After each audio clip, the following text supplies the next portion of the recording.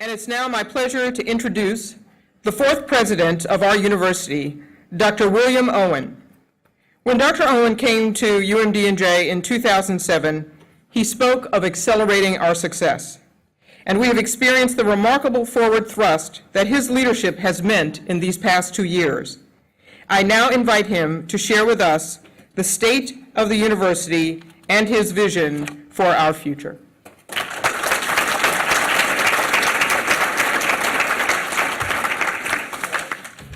Thank you, Dr. Rogers. Good morning, everyone. It is genuinely a pleasure to be in front of you today. I asked Provost Rogers, Professor Bachman, what I should speak about. They looked at me sagely, speak about 8 minutes.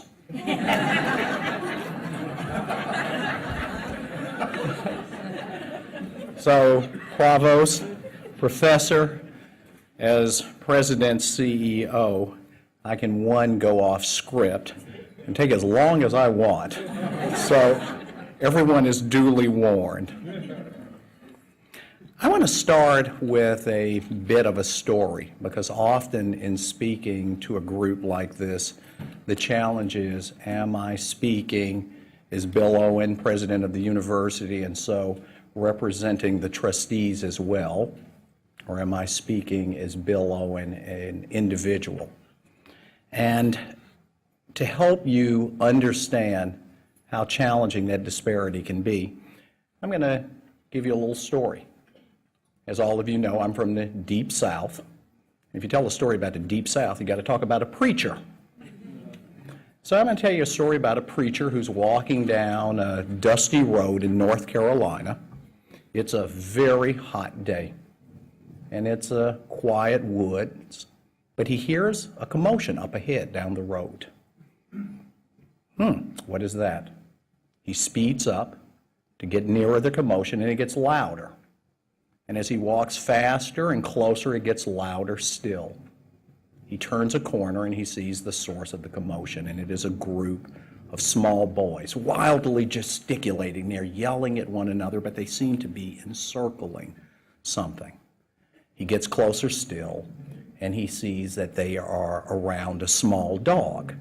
And of course, he's wondering, are they mistreating this dog? So he forces himself into the circle. What's going on here? And one of the boys boldly looks up at the preacher and says, "This dog is a stray. We found him. He's awfully cute, but we can't decide who gets to keep him. We're having a contest. The person who tells the best lie gets to keep the dog." Well, of course, the preacher is taken aback. Lying to get a reward? That's unacceptable. So he puts some bass in his voice and he points down to them and launches into one of his most fierce sermons, because reaching the hearts of small boys, as you know, especially those of you who are parents, can be very difficult. So he talks about the sins of lying. He talks about the hot fires of hell, and just warns them and says, finally, "And I tell you, no matter what the reward, I have never told a lie." So the boys are silent. Their heads are down low. And then finally one of the little boys looks up at the preacher. He looks at his peers, and he says, "I guess the preacher gets to keep the dog."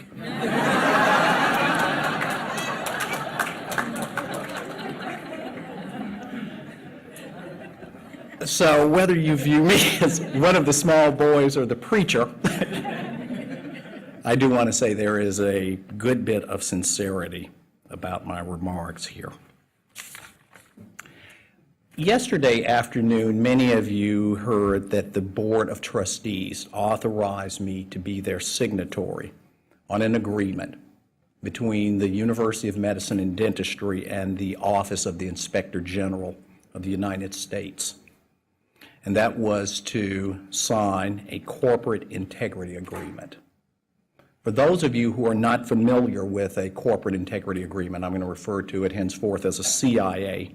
It's an agreement between a healthcare provider and the Office of the Inspector General that ensures fulfillment in compliance around healthcare services and billing. And I want to underscore that CIAs are not unique, and UMDNJ receiving a CIA is likewise not unique. There are hundreds of healthcare providers that have entered into such agreements. And I also want to underscore that the CIA in many ways, and in fact in most ways, is in response to old improprieties. How old? Back to 1993. I also want to underscore that the reforms that we have put in place are also those same reforms that are asked for by the CIA. So we're in front of the curve. Now, as you can well envision, an event like this prompted inquiries from the press. And yesterday, a reporter approached the chairman and me, and in that reflective tone that reporters often use to try to prompt a limbic response, he asked, "What does this mean for UMDNJ?"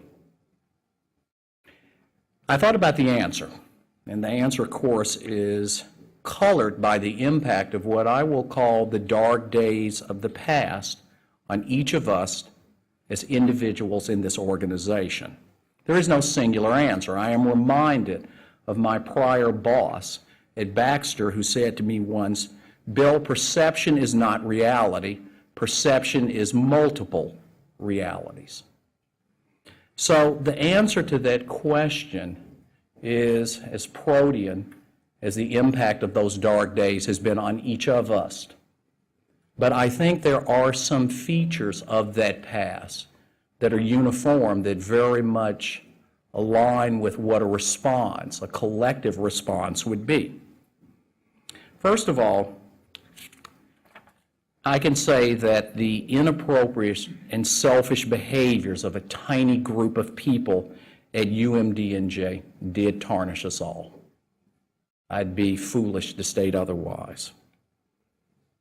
I think that I can say that a very small group of people who comfortably fed their self-interest while working alongside us, while supervising us, while going outside of the organization and even representing us, are not what we would see as individuals looking in a mirror.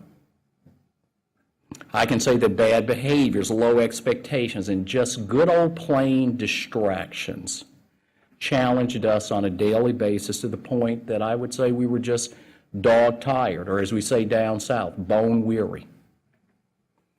2 years ago, just 2 years ago, folks, I remind you that this great institution was in deep trouble. We were on an academic and I think more importantly a moral precipice. We were threatened with losing the ability to even call ourselves a school, least of all to call ourselves a university. Many openly stated we did not deserve to be together, that the best way to manage this university was to balkanize it. We had our own crisis. I think we had a crisis of self-doubt, much of it being stoked by what we were told about ourselves, what we read about ourselves. Sure, of course we disbelieved it, we knew better, but who wants to face that sort of criticism on a daily basis? And many people voted and walked away, but many, many fine, better people stayed around. And lastly, I pose a query to you. What reasonable person 2 years ago would have thought that we could come back from the edge of that precipice that we stood at?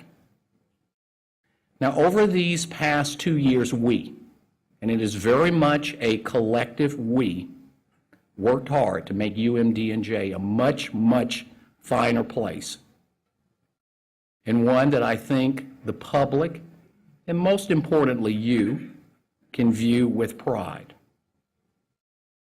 I think it's poignant that UMDNJ, without shame, without hiding, without rebuke, should enter into a CIA just 24 hours ago. Because for me, the CIA is reflective of the end of the beginning. The last words, I would say, as we close a book on a dark chapter on UMDNJ's modern organizational history. The CIA is going to allow us to validate how far we have come and in a very public way reinforce our aims to strive even higher than we have thus far.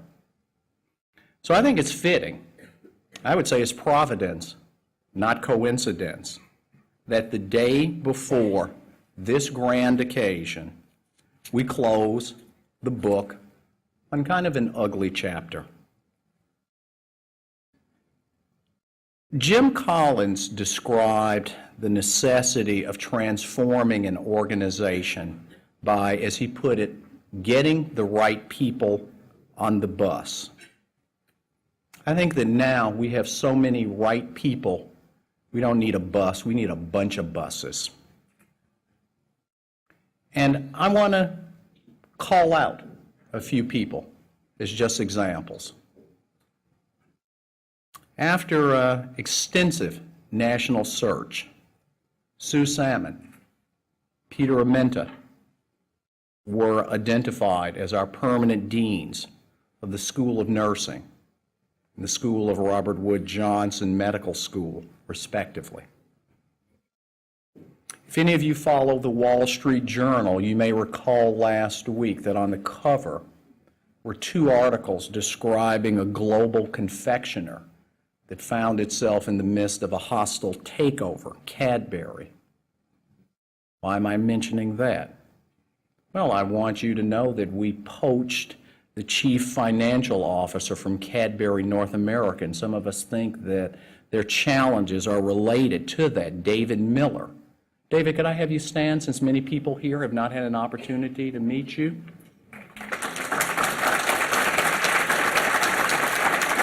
Thank you, David.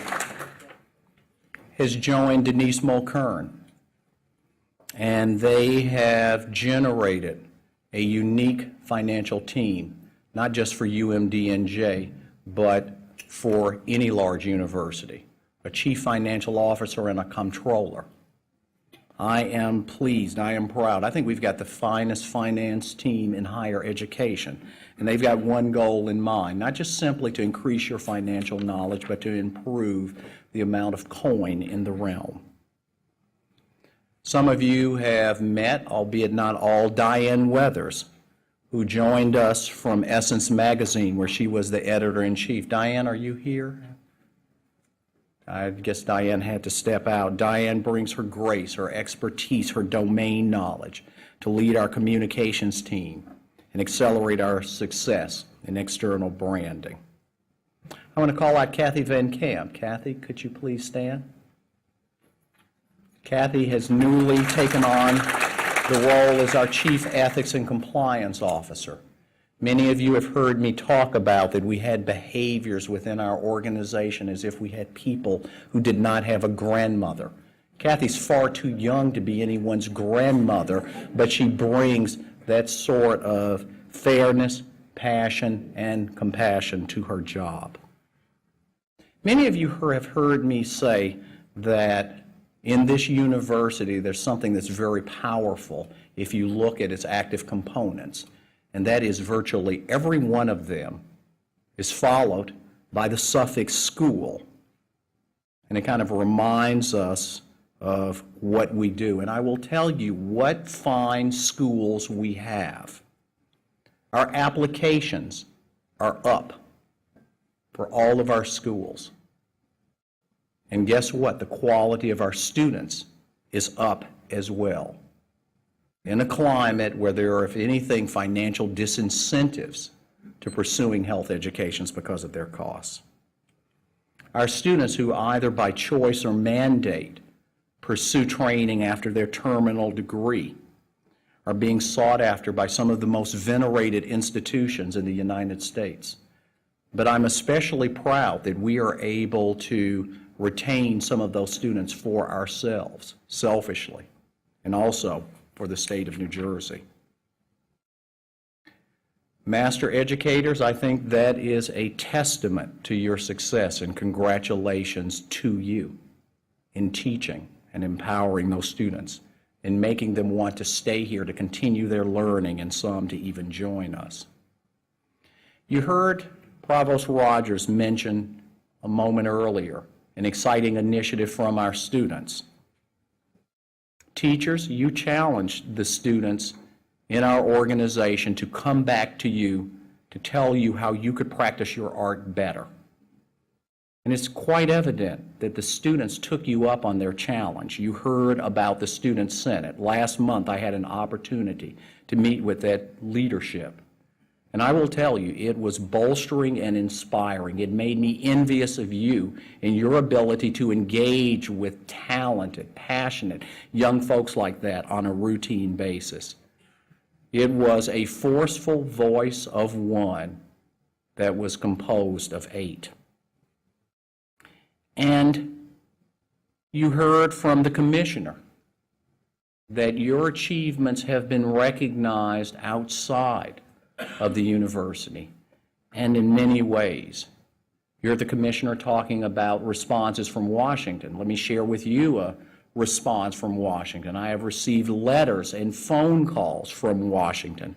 Legislators who would mention our name in the past with bile in their throat, who are calling and proudly saying, hey, guess what? I'm part of UMDNJ, and I just want to celebrate those 2 Fulbright scholars of yours at New Jersey Dental School and that Fulbright fellow at the School of Public Health.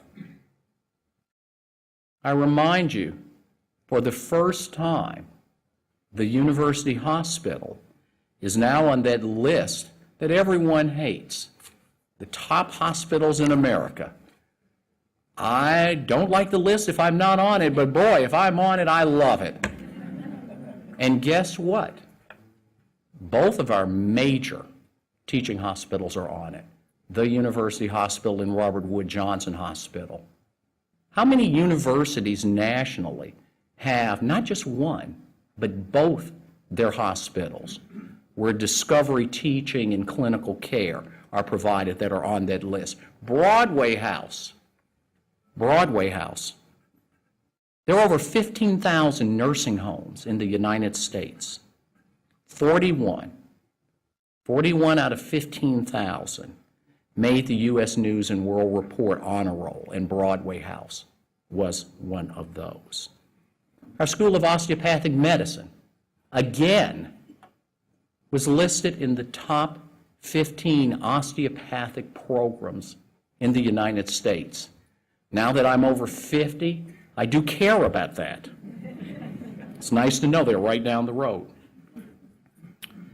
With innovations occurring on our campus, and let me give you one, at Robert Wood Johnson Medical School, the ABIACOR, total replacement heart, the world's first completely self-contained, fully implantable artificial heart, the world's first internal artificial organ was implanted there a few months ago. So it isn't any wonder that 60 of our physicians were listed as the best doctors in, no, not New Jersey, New York. Our doctors are so good, they're called out from outside of the state. And people do cross the river to come here as a destination. 21 of our faculty dentists were listed as the top dentists in New Jersey. Even our food and nutrition department got into it. They won the Silver Plate Award from the International Food Service Manufacturers Association. They only got the silver medal. Let me tell you who got the medal before them, and that was the Ritz in San Francisco. And of course, my son's favorite, Buffalo Wild Wings. I'm told that the barbecue wings are especially tasty there, so he was not surprised that we got a silver compared to them. But congratulations to them. Everyone is in the act of high achievement. UMDNJ has openly stated a strong public commitment to service for and with the community. And the organization has stepped forward to take on that challenge in a number of ways. Right here on this campus with our community neighbors, something simple was done, but it's pretty doggone important. And that is an open-air farmers market where fruits and vegetables that are fresh, could be purchased. It sounds trivial, but walk into a store in Newark and look at the quality of the fruits and vegetables. It ain't there. It's here on this campus. After many years, and I underscore many years, the YMCA is partnering with UMDNJ, and that long overdue state-of-the-art health facility will be provided here. The Board of Trustees endorsed that, and it will be available for participation in the next several months. University Behavioral Health Care, their staff have volunteered their time in a program called Welcome Home for our citizen soldiers. I need not remind you about the wounds that our citizen soldiers face. And many of those wounds, unfortunately, are from the neck up. The UBH staff volunteer their time. And in doing so, unlike adjoining states that have suicide rates amongst their returning soldiers that are in the double digits, do you know what New Jersey's is? 0. It is so low that the Joint Chiefs of Staff chairman inquired, what's different here? And guess what was offered as part of the explanation? UMDNJ.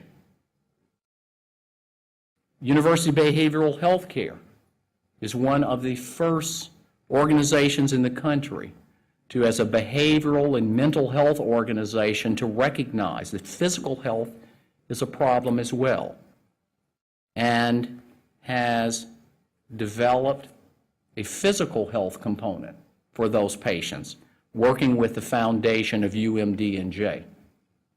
And speaking of the foundation and speaking of philanthropy, I want to call out a particular family that in a remarkable way recognized this is something they'd like to get behind. This is the Goldstein family that many of you recognize from the Valerie Fund. This is a family that has unfortunately had to suffer a tragedy that I hope none of us have to suffer. They didn't just lose a child, they lost their children. No parent should outlive a child. That being said, rather than being angry, being melancholy, rather than being drowned in despair, they picked one institution to join them in their dream of hope. It was UMDNJ, and it was a $5 million gift. Pretty remarkable.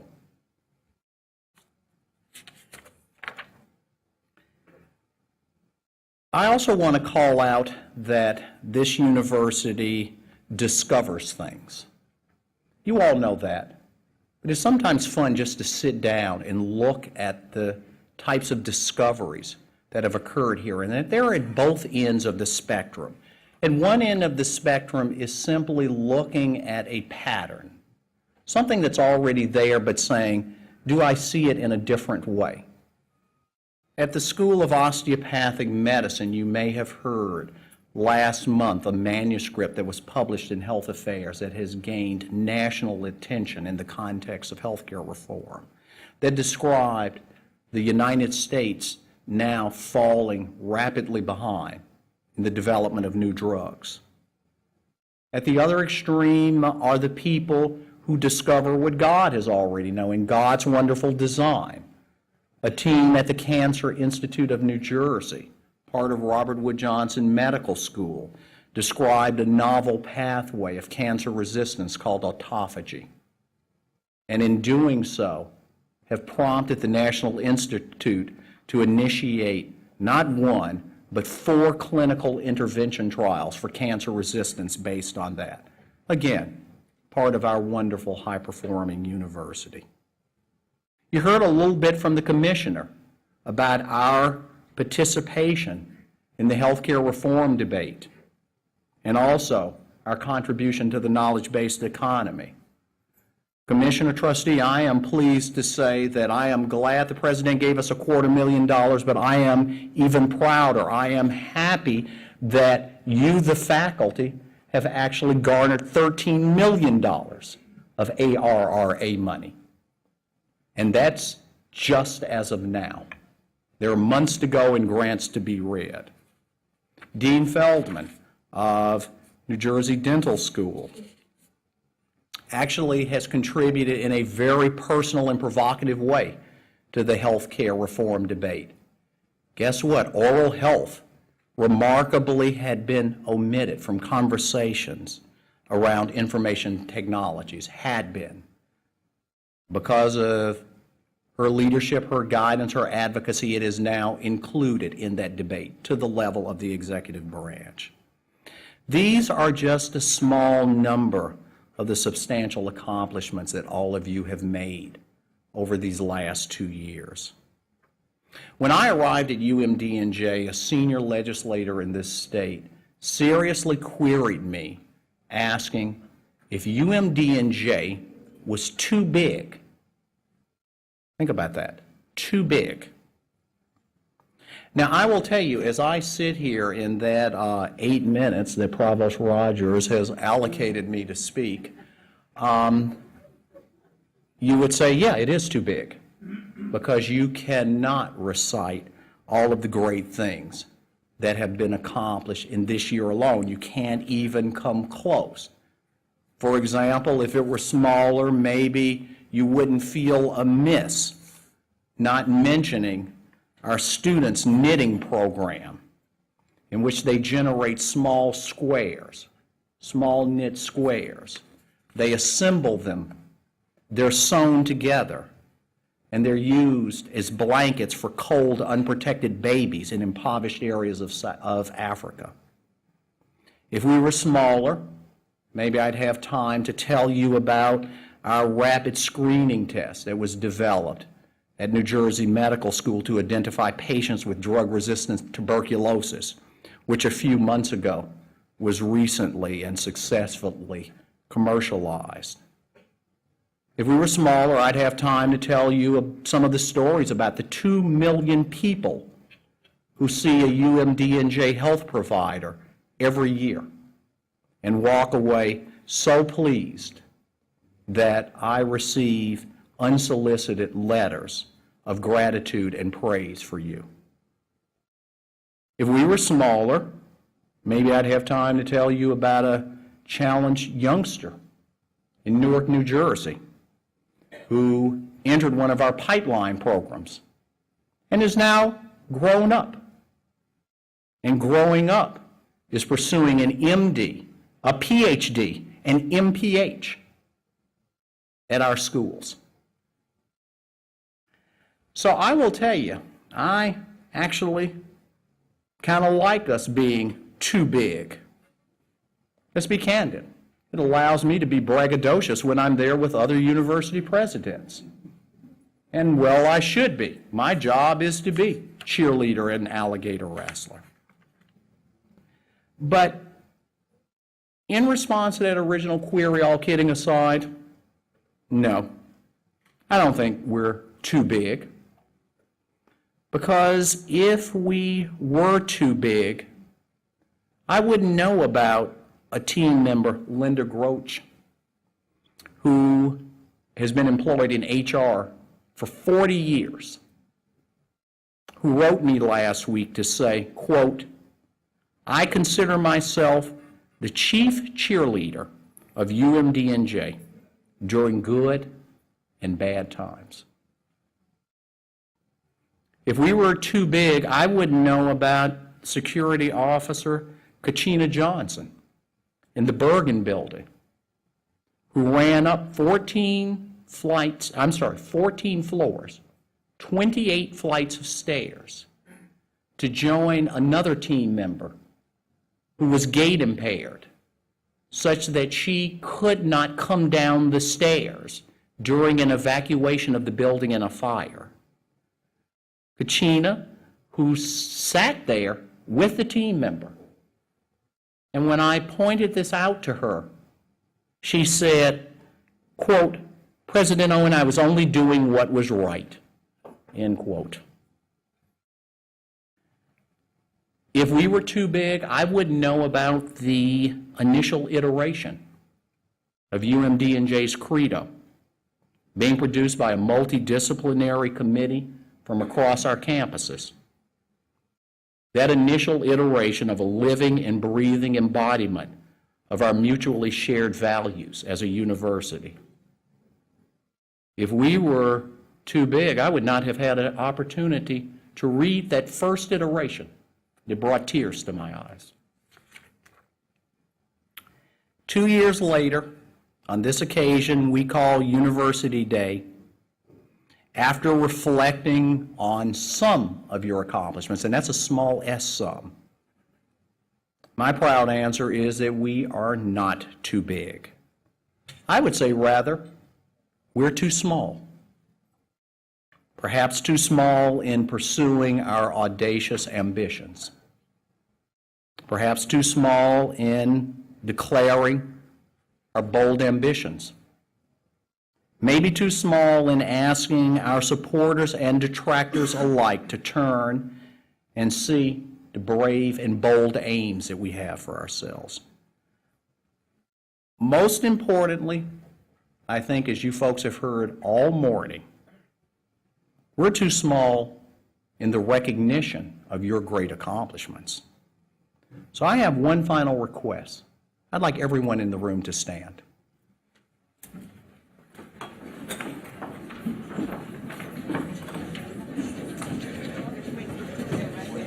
And I'd like you to turn to your neighbor and applaud your neighbor, because you did a doggone fine job.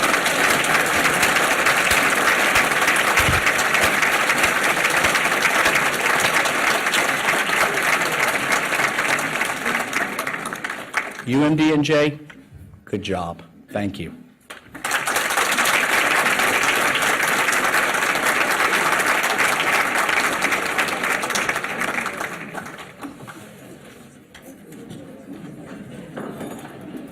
Thank you, Dr. Owen. I actually have to remember that trick. It's a good way to get a standing ovation. I like this.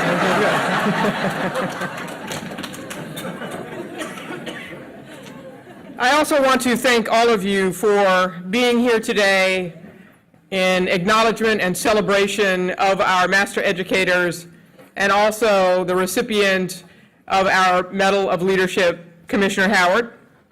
And I would like to encourage all of you to join me across the hall. I'll be in line first for free food.